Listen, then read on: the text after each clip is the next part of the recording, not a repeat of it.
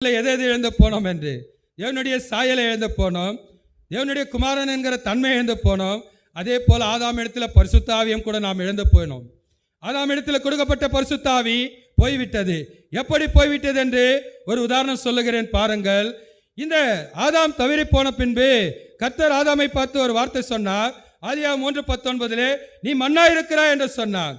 எப்போது மண்ணு தனியாக காணப்படும்? பிரசங்கியின் புத்தகம் 12ஆம் அதிகாரம் 7ஆம் வசனம்.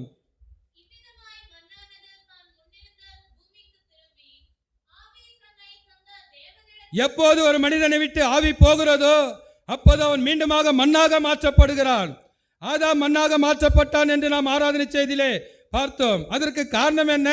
தேவன் தன்னிடத்தில் பரிபூர்ணமாக கொடுக்கப்பட்ட அந்த பரிசுத்த ஆவி இழந்து போய் அவன் காணப்படும் போது, நிற்கப்படும் போது கர்த்தரானவர் ஆதாமை பார்த்து சொன்னார், ஓ ஆதாமே, உன்னை